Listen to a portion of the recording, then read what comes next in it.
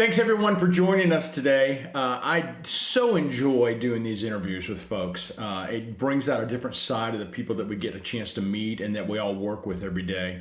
The Vanimal channel is its own animal, for lack of a better phrase. You know, we talk about all kinds of different things as well as the technology. And it is my absolute pleasure today to welcome Mr. Neil Stobart. He is the Senior Vice President of System Engineering with Cloudian. And we're going to chat today and do the 25 questions that we do.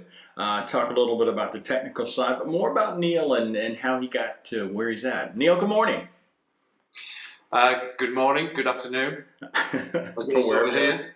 Yeah, where are you today? So I'm in the UK. I'm about 30 miles just north of London. Almost as the crow flies. It's just a little village called Nebworth. Okay. So any music aficionados out there might be aware of Nebworth. There's been a lot of big concerts here, like Led Zeppelin back in the 70s, Queen, Oasis more recently. There's in fact a video just come out about Oasis at Nebworth. So that's like a stone's throw from here. So it's kind of a nice place. It's nice. Out in the countryside. Yeah, I'm a huge Queen fan. As you know, I'm a guitarist for years and years, and I'm a huge Queen fan. Brian May is just brutal. He's really something else. Yeah, pretty good. Okay, I have in my hand, these have been sealed in a mayonnaise jar since noon, I don't know, yesterday maybe, okay? The 25 questions. Are you ready? I'm ready. Okay, first of all, tell me where you grew up, country, city, and where that was, Neil. Country really. I grew up in the northeast of England, a town called Durham, pretty small town, but probably famous for its cathedral and castle. I think it's in the top 3 best buildings in the world. I think Taj Mahal is always #1. Durham Cathedral, it's like a 900-year-old building. It is amazing. So it's a small town, but we grew up, right on the edge of that, and spent my childhood running around the fields and playing soldiers, and everything you do is on my bike. Yeah. I love the countryside, and I mean I moved into London when I was about 19. Lived in London, in London for a good while, and then we moved out Nebworth here in the countryside as the sort of kids were getting 5, 6, 7. Yeah. We wanted a nicer garden, nicer scenery. So very much I like the outside world. I like walking. Lake District I grew up near.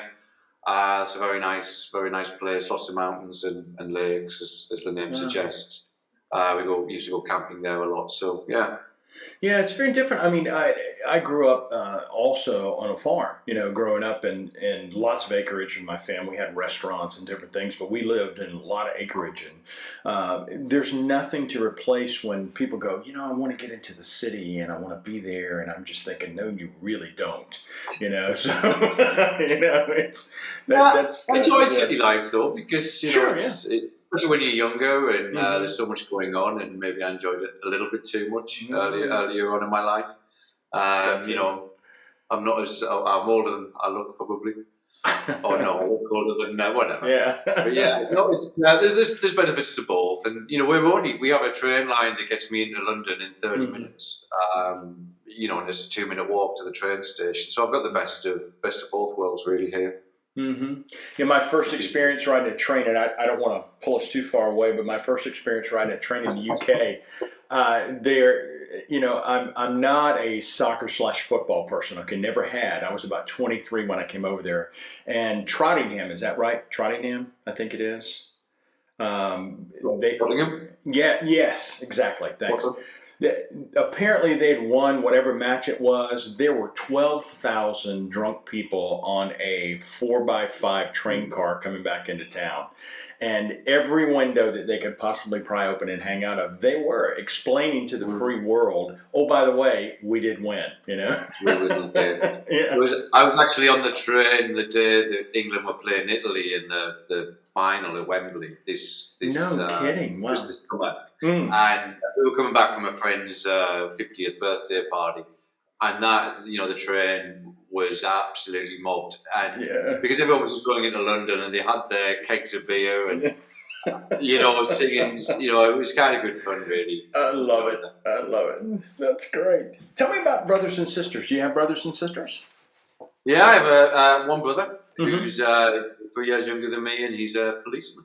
Oh, no kidding. In the UK. Which people always laugh if they know me. Yeah. Yeah, no, so he's still up in Durham, Okay. and he actually helps rehabilitate offenders coming out of prison and tries to get them back on their feet and give them guidance, trying to get them away from their previous life. Sure. So he was actually featured on a documentary on BBC not so long ago. No kidding. He's done really well. Done really well. Wow, that's really cool stuff. I'll tell you, that's got to be a difficult road because of all the things that they have choices to do or not to do for him to help guide those. That's pretty cool, Neil. Yeah. Yeah, I mean, it's really hard. And of course, there's some people going to be more committed to the process Sure. than others. So then kind of spins through, quite a few people that look promising, don't make it. And he's just got to focus on the ones that have the right attitude to succeed, really, which I think is a lot about what life is about, isn't it? Sure, it really is. No, it truly is. That's really cool. What does your mother, father do when you were growing up? Both worked at sort of local government services. My father was sort of bridge road designer, sort of engineering of so he'd plan out how they were going to change the infrastructure. And bizarrely, my mother worked for a different local government council in the same sort of department, but she was kind of more of a secretary, photocopying, I gotcha. type role. Yeah. But yeah, so it was both quite similar in a way. Yeah. But I guess the engineering side is what sort of I was interested in maths and science at school, electronics particularly. I had Sinclair ZX Spectrum. Do you know? They were very British computer I'm trying company. to think who that is. No, sir. Yeah. Late 70s, early 80s, 48 kilobytes of RAM, and there were some amazing games on it. So, the age of 9 or 10, I had one of them, and that was kind of a lot of my childhood was playing. Nice. Yeah. No, Lord knows they're different now. I mean, the youngest one we've got now had just turned 19, and the dorm, the big concern that we had when we moved him in last weekend was, how big a TV pop do you think we can get on that wall? Why? Yeah. It's Xbox. Everything is Xbox. Dear God, So. Yeah, both my kids have. They're really into it. Yeah. Because now it's also the hub for entertainment, isn't it? It's for movies and even music, right? It's sure. It's the all-in-one machine. And I keep buying PlayStations, and I keep getting them stolen off me by the kids. I bought PS4 twice, and I still don't have one. The only game that I've ever wanted to play in my entire life, well, actually there's two. Major League Baseball, love to play baseball on Xbox, okay? Right. And hockey. I'm a huge hockey fan. And those are the only two that's ever there. And anytime you'd go up there and go, hey, you want to play some hockey? No, man, no. Why? Well, we're killing each other with Fortnite or whatever, the next flavor of the day is, yeah. So. Yeah, I used to play NHL hockey on the Sega Mega Drive. Looked like it. That was good. Nice. Because you could get into the fight. You could start a fight. That's the only reason why you play hockey, man. You know the old saying, I went to a boxing match and a hockey game broke out. Yeah, so. You got the way, yeah.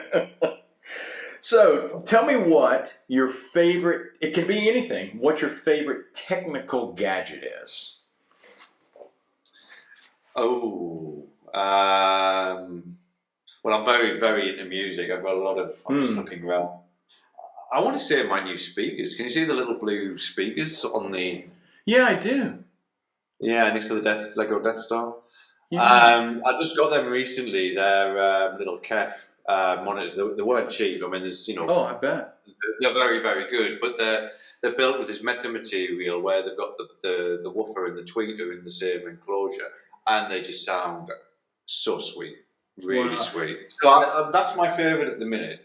But I think, I think an iPod, when the iPods first came out, getting your music collection in your pocket, that was like, nirvana. My first portable music player was an actual radio that was about, that big that you strapped to your... Oh, yeah. Before the Walkmans, right? Yeah. Oh, yeah. So I had a radio about the size of I don't know, it was a book, really. on my paper round every morning. I used to strap my radio on. The pre-digital Bible, yes. Yeah, yeah. So then I used to have a Walkmans, and then I had a mini disc player, mobile mini disc player, and then the iPod was just a phenomenon, wasn't it? So, and now it's just iPhone and Spotify, which is even better. But yeah. So right now my Kev speakers are like that. Nice. Well, I love every time you and I have a chance to chat. I love the vinyl collections you got there. I only have a few vinyl. I'm an enormous music person, and my playlist grows every day depending on what is going on and the flavor of the feel and all those kinds of things. But I can't turn my camera. But I've got an autographed video picture disc of Jimi Hendrix, and it's with him on a couch, and it's actually autographed. And there are two girls sitting next to him, and it's like one of those transparent vinyls. I also have a Beatles White album that's pressed on white vinyl, and I've got Purple Rain that Prince has signed. So but those are the only real vinyls that I have. But I love that Jimi Hendrix vinyl. It's just the coolest thing when I show it, because it's like my wife's got it drilled into the wall. She's like, they're gonna have to take the damn wall if they steal it. But it's very interesting. So I love that collection. I really do. That's cool. Yeah, so I'm quite into the dance electronic scene, and I sort of do a bit of mixing on the turntables. So I'm a purist. I think a lot of the kids have gone with the digital file format, which is very easy to go and do a DJ set when you've just got your phone and you plug it into an amp, right, and queue up the songs. But no, I've got three Technics turntables set up, so I can juggle three records at the same time. Sure. And I've also got a couple of Pioneer CDJs, which are like the equivalent of the turntables, but on a CD. Nice. So, and I've also got like something called a DVS system, so I can put a vinyl record on my turntable, but actually manipulate the MP3 file on my computer, so I can kind of scratch and queue it up there as well. So then it's basically all about having the possibility of, it's all about the songs. What do I have a song on? Is it on digital, vinyl, CD? And I've got the ability to use, whatever the best songs from whatever format I've got. Because even on Spotify, there's a lot of stuff that I've got that's not on Spotify. Sort of rare remixes, and I'm still an avid crate digger, I think they call us. Nice. Spending hours in record stores just looking for that, I had no idea you did that. That is way cool. Yeah. Spent a fortune. My wife's not cool. At the end of the day, why do we work, right? We want to be successful, and we want to do things that we feel like matter. But at the same point in time, there's got to have downtime. It's, what are we doing to do what we do? So that's really cool, Neil. Yeah. So my downtime after working a full day with electronics is to work with more electronics. I'm actually reconditioning a hi-fi unit at the minute. A 70s Sony music system, which is really cool. It comes in its own furniture, and I pull it and you're going to open it up and clean it up and get it going again. So nice. That's really cool. Takes your brain to another place, different times. I enjoy that sort of thing. Good. That's really neat. All right. So now the ultimate question: are you a hockey fan? Do you know what hockey is? Ice hockey. So funnily enough, okay. Yes. So when I was growing up in the 80s, ice hockey was kind of a minority sport. I would argue semi-professional. Okay. But Durham, the town I grew up in, had a phenomenal team called the Durham Wasps, and were the champions of the country for quite a number of years. There was another local team that was the big rivalry, Woodley Bay Warriors. So we used to go watch it, and I mean, it was the stadium was awful, right? I mean, it was in disrepair, but the team were fantastic. So they used to be allowed like one or two Canadian imports on every team. Sure. So you'd get like some good, but a lot of the guys that I went to school with, were really into it, and actually, some of them went on to play, for the Wasps later on. So it was kind of quite a big part of, not a big part, but in my childhood. I could never skate though. Yeah, that's I skated to pick up a couple of girls once. yeah, no doubt. I was full of myself that I'd never went back.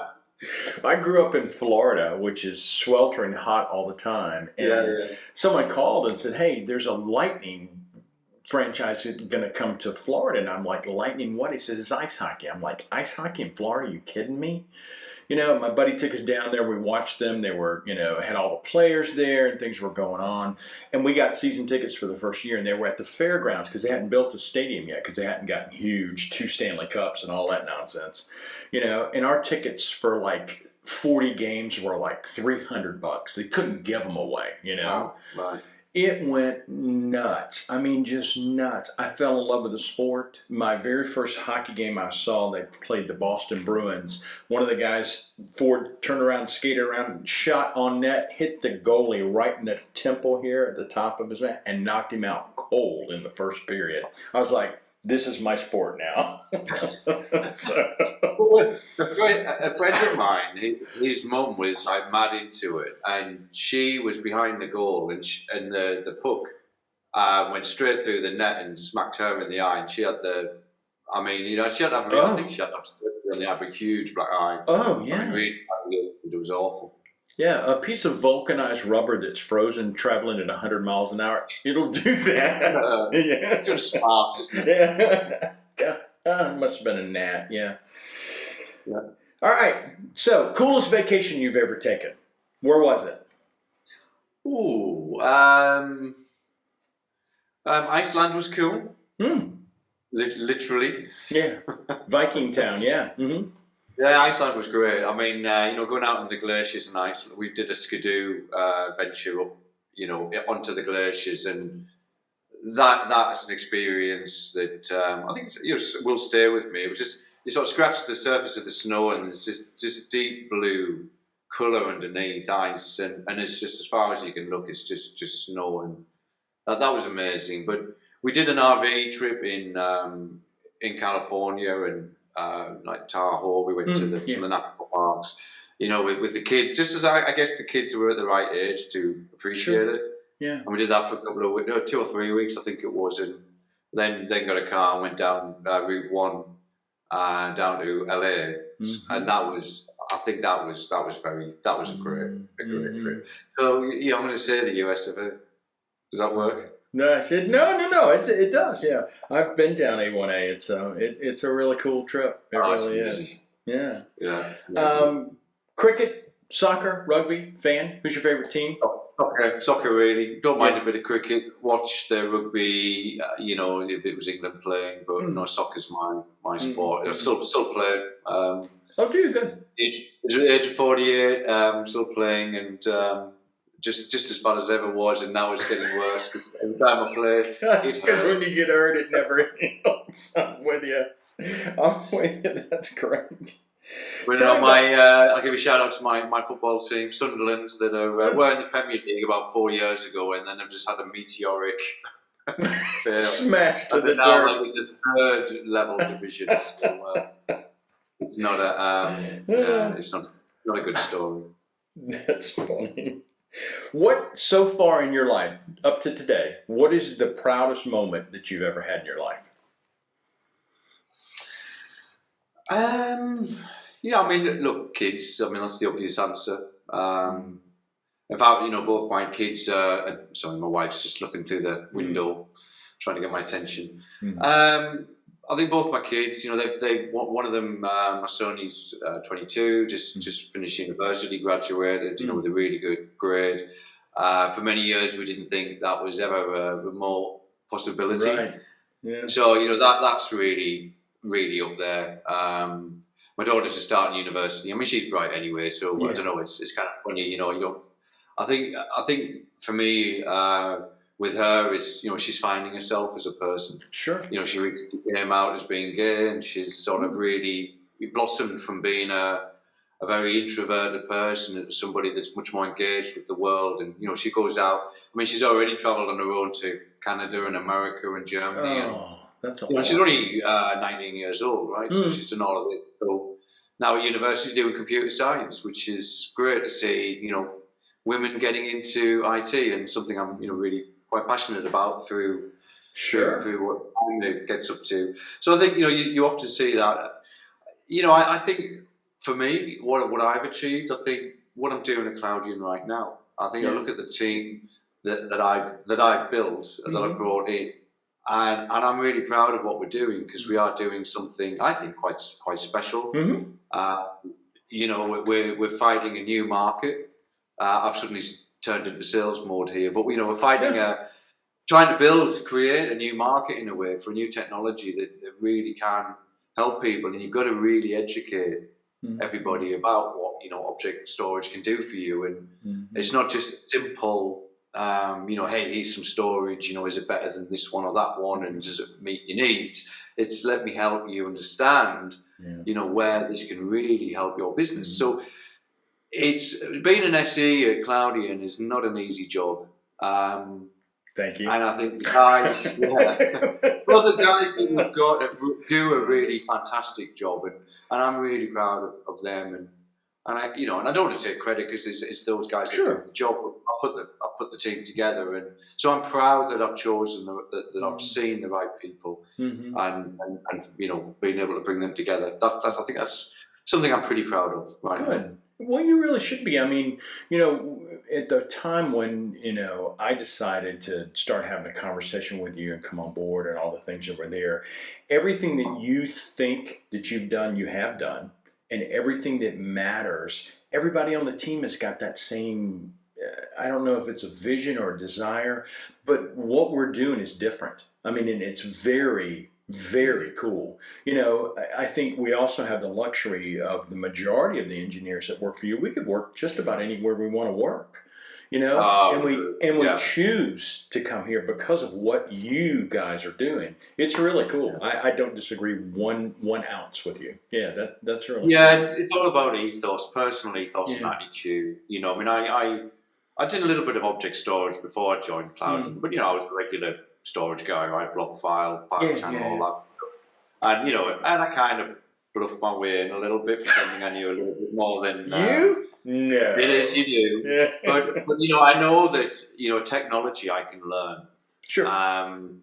Because I know where to go and find it. I know Mhm. what, all I need to be told is, what you need to learn. This is what you need to know. Right. So, within a couple of weeks, I was kind of pretty much, ready to go at a certain level, and then you just build upon that. Sure. So I think it's, when I look for people to come into the organization, it's experience is incredibly important to the skills, but the skills you can relearn. Or technology and knowledge you can learn, you can pick up, as long as you've got the right attitude to do that, to try and be the best in that area. Because right now, object storage, there's not a lot of many experts. So No. we're all ranking up as world, in the top 100 experts of object storage. Kind of cool, isn't it? It is. I think it is. Yeah, I really do. That's good stuff. I feel the same about my kids as well. Thank you for sharing that, Neil. That's really cool. If you could spend an hour, just an hour, with anyone alive or dead today, who would that be? It's kind of corny, but my wife. Yeah. Is that acceptable? Or are you looking for some sort of? No, I'm not looking for anything deep. I want to know what matters to you. Yeah.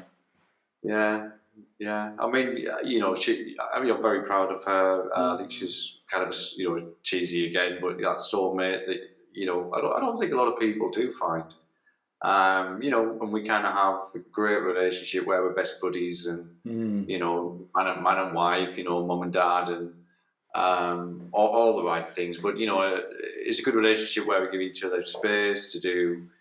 In fact, we have hardly any common interests, which choosing a film is a nightmare to Yeah. watch. So we really have to, The hat and the draw. the jars. It's like a rom-com one week, and then a sci-fi Right. shooting up the next week. So, but that's okay, because I think you are introducing each other to Sure. through osmosis, or being forced to Yeah. sit through these things, and you think, yeah, that wasn't so bad actually. Yeah. She got me eating sushi. That's I mean, that was an amazing feat. That was hard. And it was for me originally. Yeah, I was like, Oh, what on earth is I this? And then I love love it. I sushi. love it. Oh, I You do know. too. Yeah. Yeah. No, so that and I have to think of. I'm not so hung up on celebrity or. Yeah. I appreciate that people do things in the past, Mhm. and Yeah. but yeah, I'm not really, you know, Mhm. my favorite band, the guy out in New Order, for example. Mhm. What conversation am I going to have with him? I love your music. You mean so much to Can me. I I mean, jam with that? yeah. See, that my conversation was big. Can I jam with you? No, I'm out of here. I don't have time for this crap. I'm gone. I'll go jam with somebody else. Ah, that's it. Yeah, that's it. That's great. That's great. Thank you so much for sharing that. Do you keep a journal? No, No. Yeah. no. Got a pretty good memory. Yeah. No, it's good. Yeah. Well, I've got a pretty good selective memory. That a boy. Good job. My wife You know, tells me that on a it's not daily something basis. Yeah. yeah, I never really ever thought about doing, to be honest. Yeah. And I think I'm always very, very busy. And I think, I don't, my life hasn't really ever been set to a plan, and Mm. I think a journal perhaps tries to give you that structure and, Mm-hmm. yeah, there's zero structure. There's been zero structure in my life, Mm. really. So, Yeah. yeah, it's just Yeah. live with I follow my agree. heart and sometimes my head agrees. Yeah, no, I hear you. I'm a ferocious reader, and I always, just me personally, thought that a journal wastes so much time for me to spend writing it down. But I'll clip and do articles into Evernote just because I'll read them, sitting around at night, I can't fall asleep, whatever. Pull out my iPad and I'll just start going through stuff that I kept, 3 months ago that I wanted to read or whatever.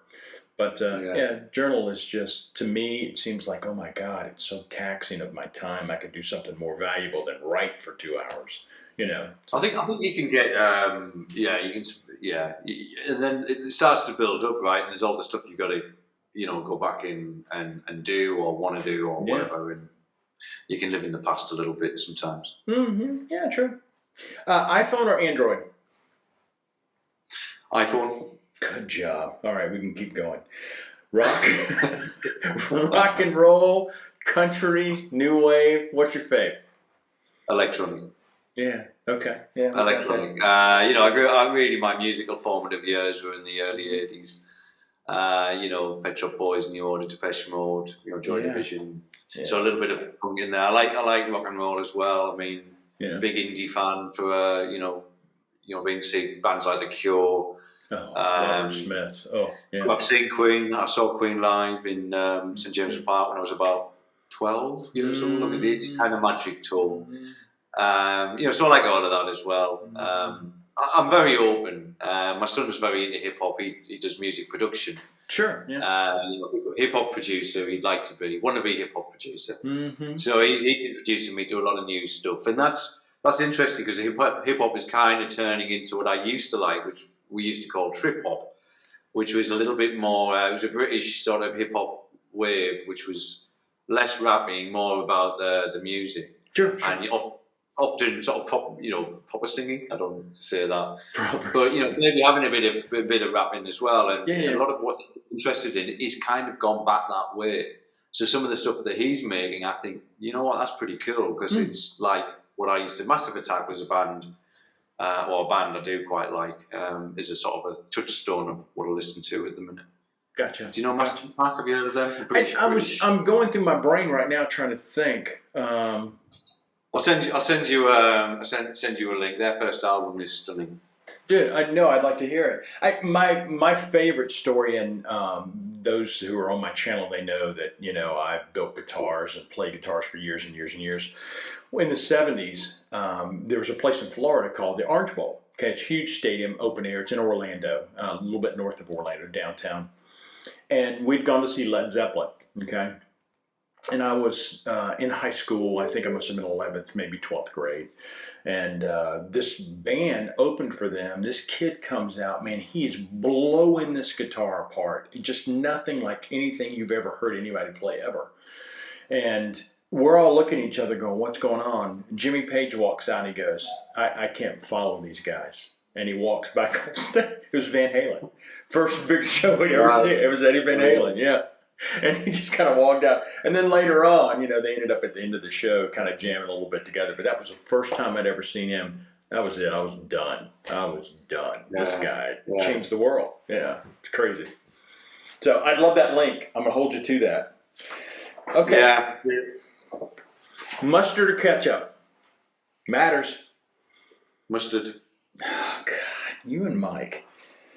What's your favorite junk food? Sushi doesn't count. Your favorite, just go to the trash bin garbage food. A doner kebab and chips and chili sauce. Now tell me what that is. So it's bit of bread, and you have the doner meat, and it looks like an elephant's leg that's on. Okay. And as it turns, it kind of cooks the outside. It's the Turkish and Greek sort of. Gotcha. Okay, I got you. And then they slice it up, and it's like so a gyro. greasy. Yeah. Okay, gotcha. The heart attack in a bit of bread. But yeah, that's a couple of beers and a doner is brilliant. Nice. All right. Favorite beverage? Be a pint of English ale or bitter. None of this Indian ale, pale ale that you guys do. It's got to be flat, and it's got to be room temperature, and it's got to have a bit of a head, and it's got to be brown. I will never forget.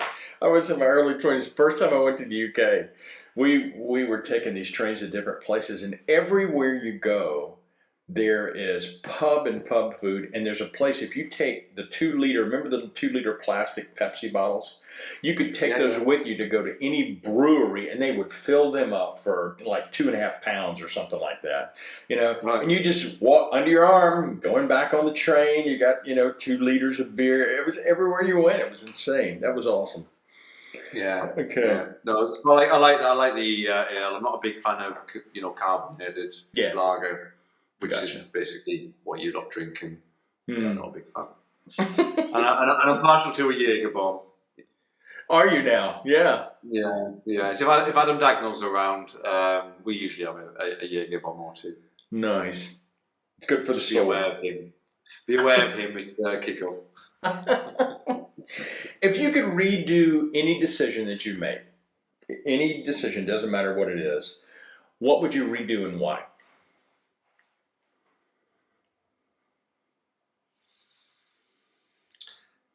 I don't know. I'm not a big fan of that sort of rewriting history because ultimately you get to where you are because of the mistakes you make and the decisions, your correct decisions that you make, and you go back and change anything, and everything unravels, doesn't it? You start to look at I watch too much time travel movies. But that's good, though. That's an interesting answer. I read you not putting a bet on Leicester City winning the Premier League at 5,000 to 1. That's what I regret. I'd like to redo that one and put £1,000 on that. Yeah, the 850. There's things that you should, that I look back and think, you idiot. Sure. What on earth Don't we do all? that, or why did you make that decision? But I left Dell to join Nexenter, and probably for the wrong reasons, and that didn't last very long, but doing that led to me joining Cloudian. So, I think it was a bad decision, but I wouldn't redo it because of look where it ended up. Now, if I end up bankrupt and destitute after being a Cloudian, then probably going to Nexenter was the wrong decision. And I'd like to redo that one, but I can't see that on the cards right at this point. If you think about the industry that we work in, and I don't mean like gadgets, just the technical IT industry, what do you think is cool technology aside from Cloudian? Because we're both going to agree that object storage is way cool. Aside from that, what do you think is cool technology? Oh, what have I seen recently?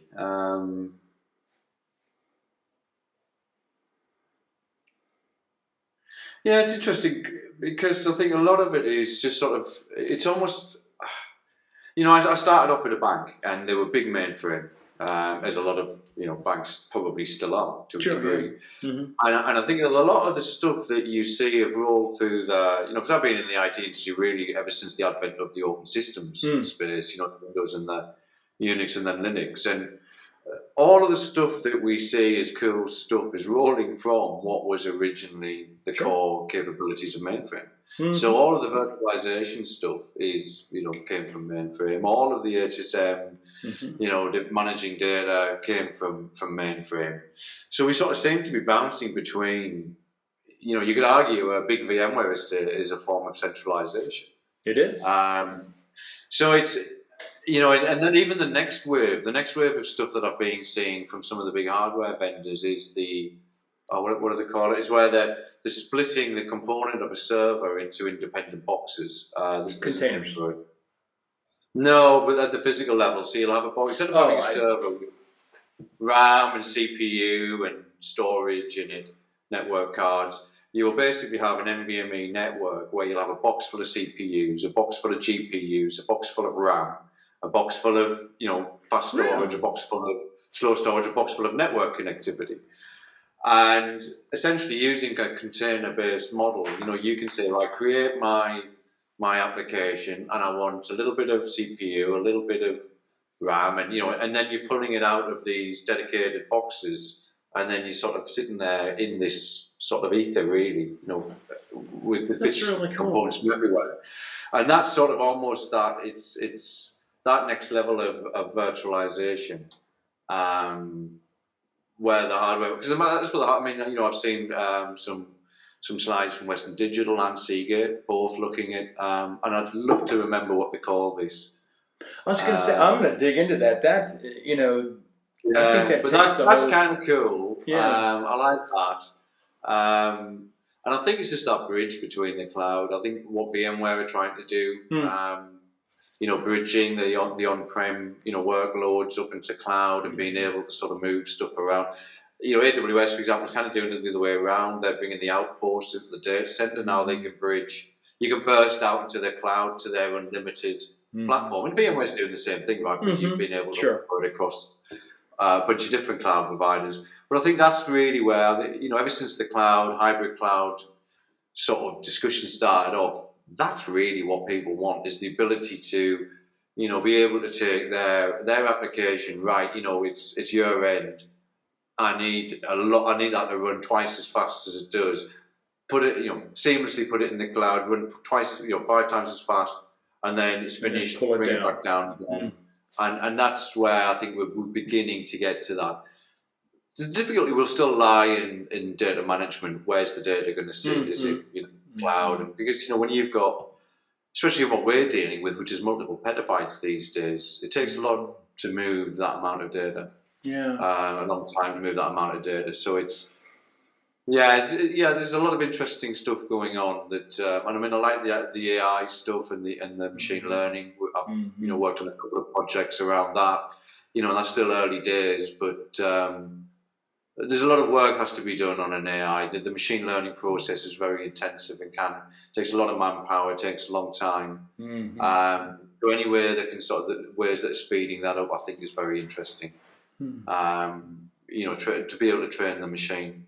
And I read a lot of sci-fi, and the AI thing scares the bejesus out of me. A lot of sci-fi it's coming. I think about the self-driving is a positive thing. Yeah, well, you think about the self-driving car. I can remember not too long ago, as I'm sure you do too. Oh, they'll never have those. Hell, they're everywhere. They're delivering packages. We have that drones drop packages off at people's front door. Who would have thought? But it's crazy. Yeah. Good answer. I like that. What do you see, as far as, and these are the few questions that I'm going to scoop in around Cloudian and what you do now. What do you see the world of ransomware as it has changed and taken over our environments? How do you think that is shaping object storage and storage in general? Well, ransomware is a real problem, and I talk about it a hell of a lot. And I think it's really, you've got to stress that it's not if you get hit, it's when you get hit, because I did a session with, I think it was VMware and Veeam, talking about the subject, and the moderator had actually logged into a live web session that monitors all of the hacks that are going on. And in that 1 hour session, I think that the map had shown over 2 million hacks have been attempted across the world in and out in an hour period. And and I'm sure there's a lot of other stuff that wasn't being accounted for. Oh, sure. Yeah.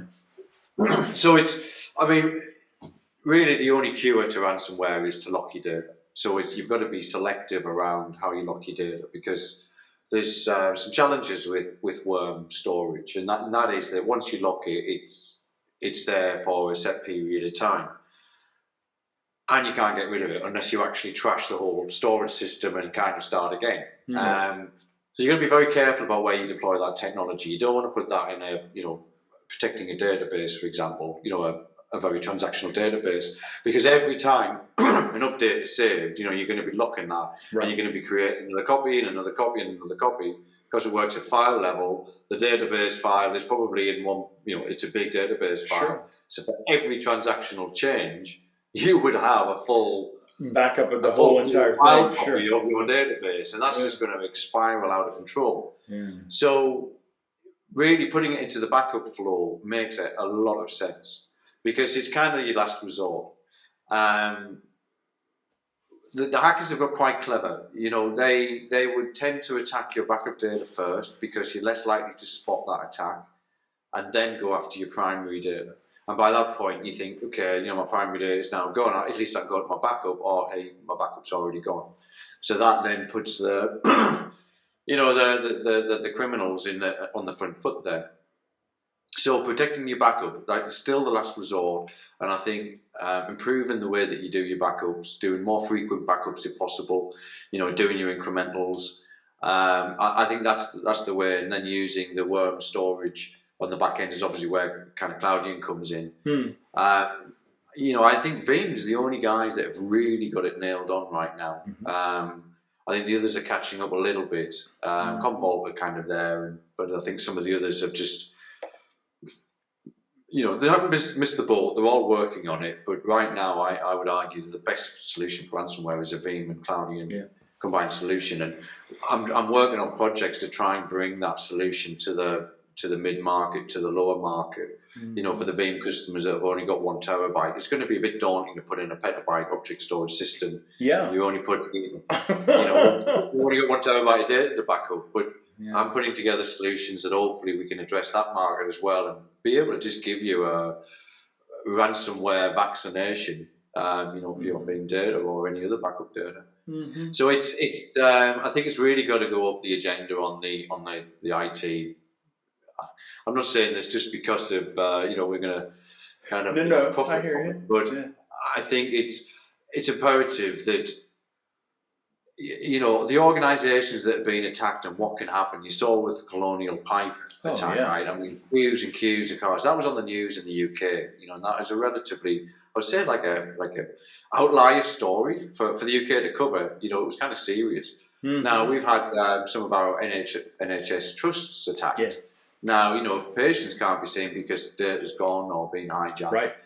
Now, what stretch of the imagination? Any of the utilities companies providing power?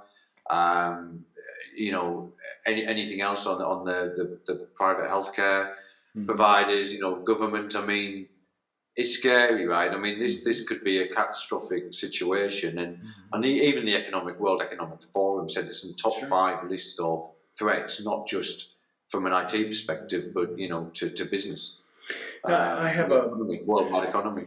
Yeah, I mean, I have a couple colleagues that I speak with that are with the FBI and the counterterrorism and cybercrime divisions, and we do conferences and lectures and stuff. And I'm also a cancer survivor, so I think about what would happen if tomorrow the Cancer Institute that I went to, getting better. All those records are gone, all the x-rays, there's no comparative things, and they don't care. I mean, they could give a rat's butt. They don't care. They're after the dollars. And if people die in the process, they really don't care. So to your point, it's something that I think is absolutely now in the forefront. It's been around a while, but now they've made it lucrative, very. And Well, especially if it is can be, and yeah, I don't. I'm not going to try and get into a political war, but if these things can be state sanctioned, it's a techno war, isn't it? oh yeah, Cyber war, sure, and yeah, I mean it can be serious because if it was state sanctioned, not saying which states, sure, but yeah, yeah.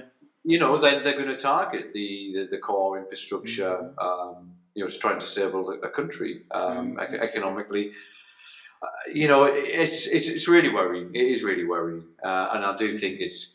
I think what you're going to see is that everyone's attitudes will change. I think the insurance companies waking up to it, and I think it's going to be like if you try to insure your household contents, they're not going to insure you if you don't have a lock That's on the right. door that meets a certain standard, right? Yeah, yeah, Criteria. Certainly, we have that in the UK. I don't know if it's the same in the yeah. US. It's coming on 100 miles an hour here. Exactly. Yeah. Right. Hmm.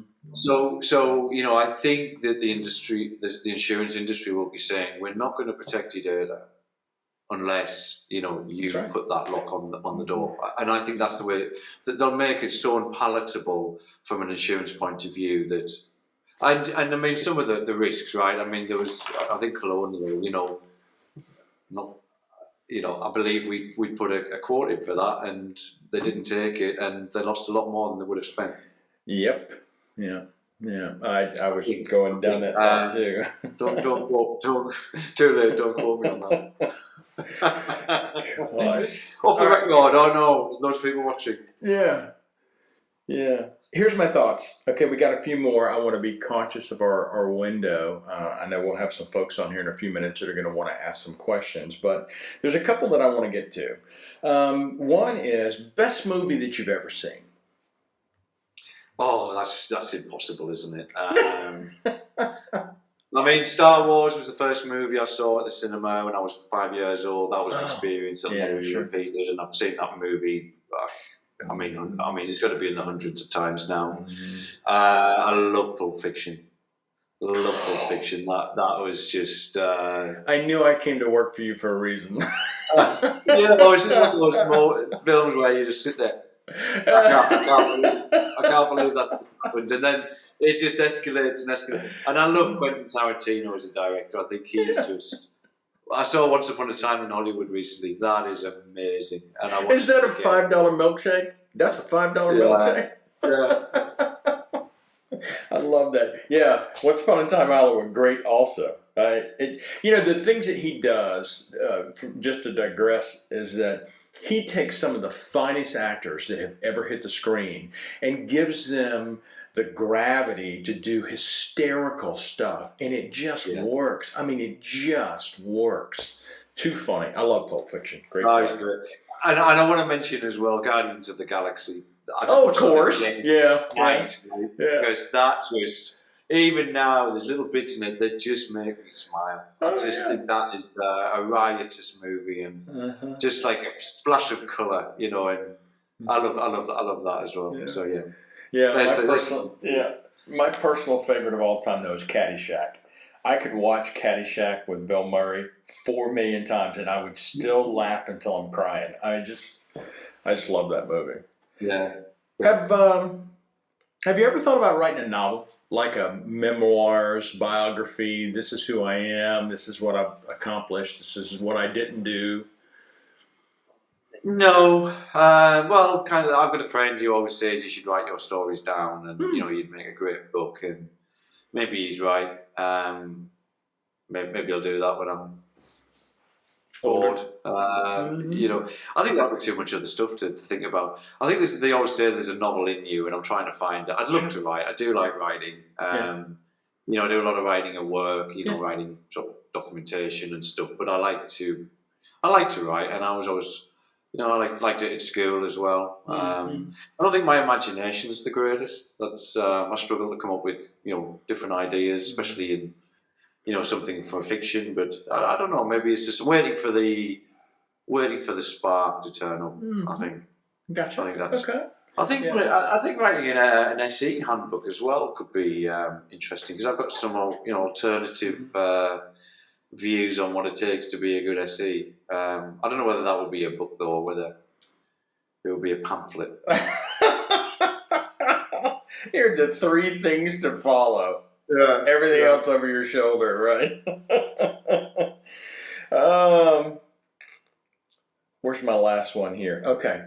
Now, I saved this before we cut to the folks that are going to be asking our questions and stuff, and we'll cue those up in just a second. But, what brought you to Cloudian? I mean, I know the story, because you've shared it with me. Tell me what brought you to Cloudian. Well, ultimately, it was the VP of Sales. Was the spark, because John Ash I've worked with at a couple of companies before. We get on very well. Very easy to work with. Combine well together. And then I think the idea of object storage really was that the world is changing. I've been doing block and file solutions for kind of like 20 years. And the meetings were always the same. It's kind of like, how many users have you got in a Microsoft Exchange? Yeah. How big is your SQL databases? How many virtual machines have you got? Go and run this tool to work out what workload you need. And there you go. And that's what I've been doing for the last 20 years. And it gets slightly repetitive and not boring, because every customer has a kind of a fresh set of challenges. And getting to meet people and work with them is always kind of good, and enjoy that side. So it's not a bad career. It's not a bad job, is it? Yeah. But yeah, I think stagnated in terms of knowledge, and I wanted to branch out. And I did a little bit of object storage when I was at Hitachi, but it was probably the wrong time. There wasn't really a need for object storage. I would say it was like 2005, 2007. I was there. The world is very different now. The data is growing. I mean, exponential pace, right? I mean, it's always the words that gets used, but it really is, and I think is going to be more exponentially coming, because a lot of the workloads don't exist now that will exist, in a couple of years' time. We're working with a company that does autonomous driving, and the amount of data that the vehicles are going to be generating. Is phenomenal. Oh yeah. And we just don't have that kind of workload really in place in production in anger right now. So a lot of that data as well needs to be kept for compliance. So the idea of long-term retention, changes from, some people think of that as a year or 7 years. It's often 100 years now. I mean, people are, how do you manage data over the next 100 years? So there's a problem that we have in the British NHS, the health service. They keep patient data for the length of their life plus 30 years. That's their, data retention policy. So, which isn't all digitized as well. So think of the warehouses full of paper and file, yeah. We're actually looking at, and it's just looking at a new way of consolidating all of the surgery's data into one, to provide a much better service and basic data mining capability, for research purposes and better diagnostics, which I'm a firm believer in. Let's make use of that data. So I've completely lost track now what we were talking about.